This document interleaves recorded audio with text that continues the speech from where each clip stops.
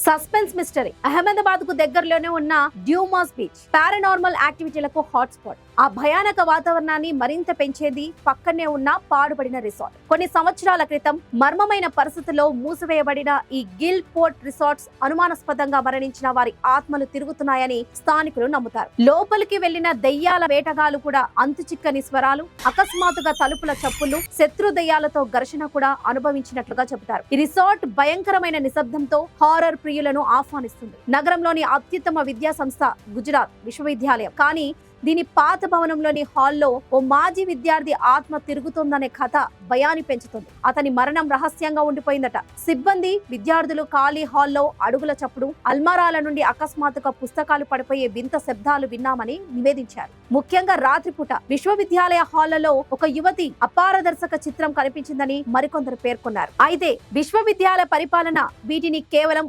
ఊహలుగా తోసిపుచ్చుతుంది. కుటుంబ సమేతంగా సందర్శించే కంకారియ సరస్సులో మధ్యలో ఉన్న చిన్న ద్వీపం నాగినవాడి. ఈ సుందర ప్రదేశానికి ఒక దుష్ట ఖ్యాతి ఉంది. అనేక దశాబ్దాల క్రితం ఇక్కడ మునిగిపోయిన ఒక మహిళ ఆత్మ ఈ ద్వీపాన్ని వెంటాడుతుందట. సాయంత్రం వేళలో ఇక్కడికి వచ్చే సందర్శకులకు గాలిలో భయంకరమైన చలితో పాటు ఏడుపు శబ్దాలు వినిపిస్తాయంట. నీటి అంచున తెల్లటి చీరలో ఒక దెయ్యం తిరుగుతున్నట్లు చూసామని కొందరు పేర్కొన్నారు. పగటిపూట పర్వాలేదు, కానీ చీకటి పడిన తర్వాత ఈ ఆత్మల ద్వీపం వైపు వెళ్ళకపోవడమే మంచిది. లా గార్డెన్ పర్యాటకులకు ఎంత ఇష్టమో అందులోని పాత శిథిలాలమైన హవేలి అంత భయానకం. చాలా కాలం క్రితం ఒక ధనిక కుటుంబం ఇక్కడ నివసించి విషాదకరంగా మరణించిందట. వారి ఆత్మలు నేటికి ఆ హవేలీలోనే ఉన్నాయని స్థానికులు చెబుతున్నారు. తరచుగా గుసగుసలు, అడుగుజాడలు, నీడల బొమ్మలు ఇక్కడ కనిపిస్తాయట. ఈ హవేలీ ఇప్పుడు ప్రజలకు మూసివేయబడినప్పటికీ కూడా భయాన్ని కోరుకునే పారానార్మల్ ఔత్సాహికులకు ఇప్పటికీ ఆకర్షిస్తుంది.